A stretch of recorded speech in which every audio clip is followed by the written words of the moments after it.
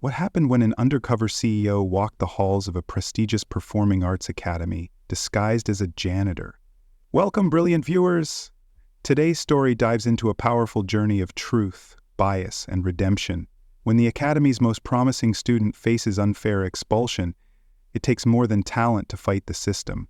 It takes someone in the shadows watching closely. This isn't just a story about justice. It's about leadership that listens, power that humbles itself, and what happens when the invisible finally speak out. If you believe in second chances and real change, this one's for you. Let's get into it. The early morning sun filtered through the stained glass windows of the New York Academy for Performing Arts, casting long shadows across the marbled foyer. Maxwell Grant, a man whose name once headlined tech expos and Fortune covers, now shuffled through the front doors unnoticed, dressed in faded navy overalls and pushing a squeaky janitor's cart. His back slightly stooped, beard a few days overgrown and cap pulled low, he looked every bit the part of Eli Green, the newest member of the night shift custodial team. But behind the disguise was a mind sharper than ever, and eyes trained on something far deeper than dusty hallways. He was here to examine justice, or the lack of it, in the very halls his company had once funded. Rumors had reached his daughter Ariana, now CEO of Grant Innovations, that the academy was more invested in its public image than in the futures of its most vulnerable students. Complaints of class discrimination, sudden expulsions, and intimidating disciplinary hearings had surfaced, but the administration remained silent, so Maxwell, never one to trust filtered reports, decided to see it himself. No boardroom, no chauffeur, just boots on the ground. From the first moment, it was clear the academy was living off reputation more than principle. The students who passed him in the halls barely offered a glance unless it was one of pity or disdain. Faculty members barked orders at janitors like they were part of the decor. Even the art on the walls whispered elitism. Portraits of alumni who'd made it big, none of whom came from the lower rungs of society. By mid-morning, a stir overtook the student lounge. A scholarship student, Elijah Reyes, was accused of stealing a $200,000 antique violin, missing since last night's rehearsal. The tension was immediate. Whispers flew. Teachers sighed in resignation. Dean Nicholas Shore announced a formal disciplinary hearing for Elijah within 48 hours. No police involvement, of course. The academy preferred its scandals managed in-house. Maxwell watched from behind a mop bucket as Judge Lenora Hale, head of the internal board, issued the hearing notice. "We protect our reputation," she told a staffer. "Better one student fall than the school take a hit." Maxwell's grip on the mop tightened. He knew then, this wasn't just a misunderstanding. This was a system with its mind already made up, and if no one else was going to challenge it, the old janitor in the halls, who once built empires, just might. 2 days later, the academy's old debate chamber had been repurposed for Elijah Reyes's disciplinary hearing. A rising violin prodigy from the Bronx, Elijah had earned his scholarship through raw, undeniable talent. Talent that made faculty swoon and jealous classmates whisper. Now he sat alone at a long mahogany table, dressed in his only formal button-up, his shoulders stiff beneath the gaze of Dean Nicholas Shore and the disciplinary review board. Judge Lenora Hale presided at the center like a modern-day inquisitor, her icy tone more suited to a courtroom than a conservatory. "Mr. Reyes," she began, adjusting her tortoiseshell glasses, "this is not a criminal proceeding, but the academy does take matters of trust very seriously. Translation, you're not being arrested, just quietly erased." From the back of the room, Maxwell, still Eli Green the janitor, watched while pushing a mop across the edge of the gallery. The board had allowed no lawyer, no parent, and barely a defense. Elijah's only support came from an overworked music theory instructor, too afraid to speak up. The evidence? Circumstantial at best. The violin case had last been seen during Elijah's solo practice the night before. Security footage was mysteriously missing for that wing of the building. No fingerprints, no witnesses, just suspicion wrapped in privilege. One trustee leaned forward, sneering. "You were alone with the violin, weren't you?" Elijah's voice trembled but held. "Yes, sir, but I never touched it, I swear." It didn't matter. The nods around the table were already forming a verdict. Maxwell clenched his jaw. He had seen this before, young talent pushed into corners, judged not by facts but by status. It was the same systemic decay he'd been investigating in the tech world, systems built to protect power, not people. Outside the chamber, whispers spread. Students talked, some in defense, many in judgment. "He didn't fit in anyway," someone muttered. "Always knew he was too good to be true," another said. Maxwell clocked it all, the bias, the cowardice, the way this institution was about to sacrifice one of its brightest for convenience. As the session adjourned, Judge Hale announced a final verdict would be rendered the next morning. Elijah stood slowly, eyes hollow, as if already expelled. Maxwell, still in character, approached with a dustpan. He whispered low enough for only Elijah to hear, "Don't give up. They think no one's watching. But I am." Elijah blinked, startled, but nodded. Something had shifted, and the storm hadn't even started yet. That night, Elijah couldn't sleep. The walls of his tiny dorm room, which once felt like a sanctuary, now felt like they were closing in. His violin sat untouched in the corner, a mute witness to his unraveling future. Rumors had spread like wildfire. Some students whispered support, but many more avoided him entirely. He had gone from rising star to suspicious outsider in less than 24 hours. It wasn't just the accusation, it was what lay underneath, the unspoken truth that someone like him, from a public housing project in the Bronx, didn't really belong here in the eyes of the elite. He wasn't just being judged for a missing violin, he was being judged for the audacity of existing in their world. Meanwhile, Maxwell watched quietly from the shadows. Still playing his role as the janitor, he mopped the very halls that once bore his name, unnoticed by faculty and students alike. But now, every overheard conversation, every administrative memo he accidentally found in trash bins, every backhanded comment from board members gave him more pieces to the puzzle. The incident with Elijah wasn't an isolated moment. It was a symptom of deeper rot. He discovered that complaints against other scholarship students had quietly stacked up over the past 2 years, many dismissed without due process or buried beneath bureaucratic apathy. Even more disturbing, he found emails suggesting that the Academy's board was under pressure from donors to protect the brand image of the institution, code for silencing anything that challenged their pristine narrative. Elijah, meanwhile, was being crushed under the weight of assumptions. A faculty member who once praised him for his natural gift now avoided eye contact. Another advised him, gently but firmly, to consider transferring to a school that might better suit his situation. The message was clear: no matter how talented he was, he didn't fit their mold. It wasn't about justice anymore. It was about reputation management. Maxwell sat alone that evening in the empty auditorium, gazing up at the velvet curtains and the golden crest above the stage. This was the legacy he had once dreamed of preserving. Now it stood as a fortress, built on exclusion. He knew he couldn't stay silent, not when a young man's future was being traded for institutional comfort. It was time to stop observing, time to act. The hearing was scheduled for a Thursday morning, too early for most of the students to attend, but just late enough for faculty and board members to make an appearance. The setting wasn't a courtroom, but the grand conference hall of Ardenwood Performing Arts Academy, a room lined with portraits of benefactors and mahogany bookshelves that had likely never been touched. It smelled of lemon polish and control. Elijah sat at the end of a long table, shoulders squared, violin case conspicuously absent. Across from him sat a panel of administrators and trustees, their expressions impassive. What was meant to be a disciplinary review felt more like a quiet execution. Dean Whitaker led the proceedings with a tight voice and rehearsed neutrality. "This is not about talent," she reminded the room, "but about the integrity of our institution." Her words echoed with the weight of pretense. Elijah had prepared statements, brought documentation to prove he had no access to the missing instrument's secure room, but every sentence he spoke was met with a raised brow or stifled sigh. He was told to speak plainly, then criticized for being too defensive. It wasn't a conversation. It was a verdict waiting for the formality of a vote.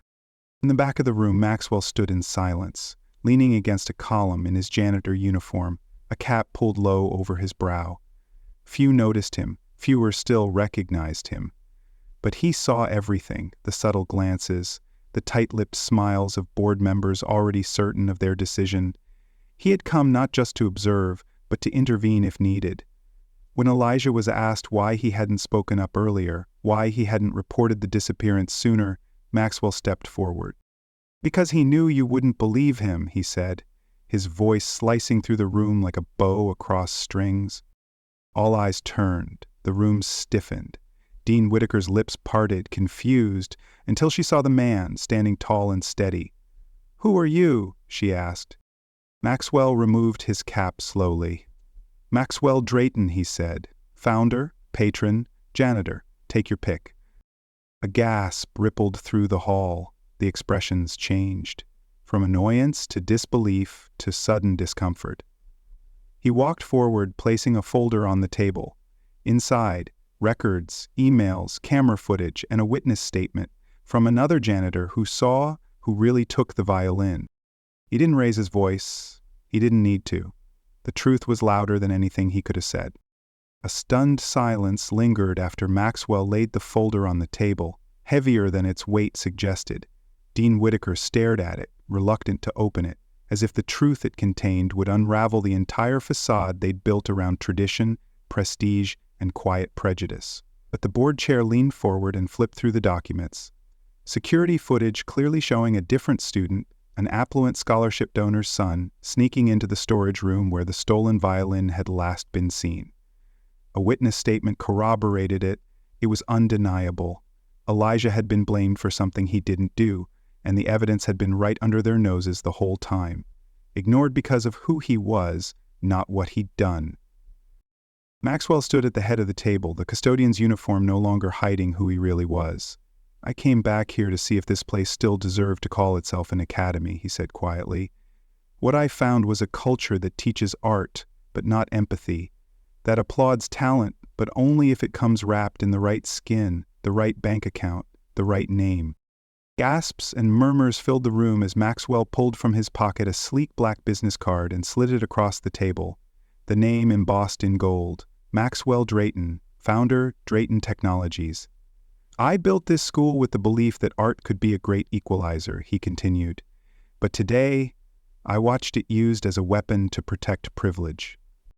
Dean Whitaker, visibly shaken, stammered, Why not reveal yourself sooner?" Maxwell met her gaze with calm steel.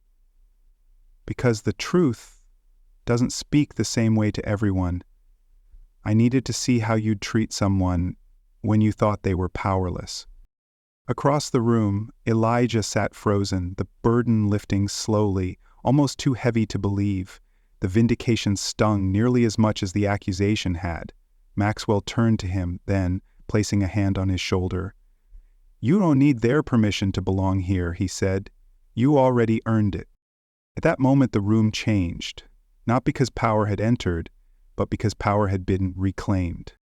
What was once a janitor was now revealed to be the architect of everything they stood on, and suddenly those who had dismissed him looked very small in a space that no longer felt like theirs alone. The next morning, Malcolm Hale stood quietly outside the dean's office, a man stripped of his former certainty. His name, once whispered with reverence in conservatory halls, now carried the weight of failure. As head of student affairs, he had been the one to push hardest against Elijah, recommending suspension, dismissing his defense, and enforcing rules with blind rigidity. He had believed in order, in tradition, in protecting the school's image at all costs. But now, confronted with the truth and the reality that he had nearly destroyed a young man's future, he couldn't ignore the role he had played. Maxwell found him sitting on a bench near the West Wing stairwell, the very same spot where Elijah often practiced in solitude. "You have a decision to make," Maxwell said, his voice measured. "What you do next tells everyone who you really are." Hale looked up, his eyes tired. "I believed I was doing the right thing, but I never stopped to ask why it only seemed right for some and not for all." Maxwell nodded. "And start fixing it." Later that week, Hale took the podium at a school assembly. No blazer, no staff badge, just a man asking to be heard. He publicly apologized to Elijah, acknowledged his own bias, and announced his resignation. "I failed to protect what matters most: integrity, fairness, and our students' dignity, he said. So now, I'll earn back the trust I lost, from the outside in. But redemption didn't stop at resignation. Hale requested to stay on, not as an administrator, but as a mentor for students from underrepresented backgrounds, offering guidance, not orders. It wouldn't erase the past, but it was a start. And sometimes, choosing to rebuild what you broke is the most honest kind of justice there is. Months had passed since the day Elijah stood trial, not just in the administrative boardroom, but in the court of public scrutiny and institutional bias. The echoes of that moment had rippled far beyond the academy's marble halls. What began as a quiet injustice had become a turning point not just for one student or one school, but for a culture that had for too long valued prestige over principle. Elijah still played piano at dawn, his hands now dancing with freedom rather than fear. But now he wasn't alone in the practice hall. First-year students often peeked in, curious about the boy whose name had become legend, the musician whose strength off the stage had proven as powerful as his talent on it. Some would muster the courage to ask for help, advice, or just a moment to listen. Elijah always welcomed them, not as someone above, but as someone who had once stood below. Maxwell, no longer cloaked in the janitor's uniform, returned to his role at the helm of the Maxwell Foundation. But his time undercover had left its mark. He funded full scholarships for marginalized students, launched a mentorship program pairing executives with student artists, and established a new ethics board at the academy, one that included alumni, faculty, and students alike. The chairperson of that board, Elijah Hale, true to his word, never sought power again. He became a bridge between the administration and the voices they once ignored. He tutored, volunteered, and sat in the back row during every student showcase, offering quiet support. He'd become a symbol of change, not because he had led perfectly, but because he had learned humbly. And Maggie, she built something new too, a media platform highlighting stories like Elijah's, voices often silenced, victories hard-earned. She called it Legacy in Motion. Its motto, truth deserves an audience. As for the academy, the change was undeniable. The rules hadn't just been rewritten, they were reimagined. No longer could complaints be buried or biases overlooked. Transparency replaced tradition where necessary, and students, regardless of their background, knew they were seen. 1 year to the day after the hearing, Elijah stood once more on the grand stage of the conservatory. Not to defend himself, but to perform. The same music, the same passion. But this time, the applause came not just for the notes he played, but for the truth he lived. As Maxwell watched from the wings, arms crossed and eyes misty, he knew this was never about just one boy, one judge, or one institution. It was about what happens when someone dares to challenge the silence. When a legacy isn't left behind, it moves forward. And this time it was in motion. The story of Elijah Bennett and the undercover billionaire reveals a powerful lesson about justice, perception, and the courage to challenge systemic bias. Elijah's talent was never in question. It was the lens through which others saw him that nearly derailed his future. His quiet dignity and resilience reminded us that talent can be silenced by prejudice, but never erased. Maxwell's decision to go undercover wasn't about catching anyone in the act. It was about understanding how broken a system can become when compassion is lost and power goes unchecked. The harsh truth? Sometimes it takes a man in a janitor's clothes to show us how blind we've become to worth. True leadership means stepping down from the pedestal to walk alongside those who are often overlooked. Justice isn't real unless it's accessible to everyone, regardless of background, wealth, or appearance. And reform doesn't come from punishment. It comes from listening, acknowledging failure, and doing the hard work of change. Elijah didn't just win back his place on stage. He helped redefine what fairness should look like, and in doing so, he showed that legacies aren't born from privilege alone. They're built on principle, forged in adversity, and carried forward through action.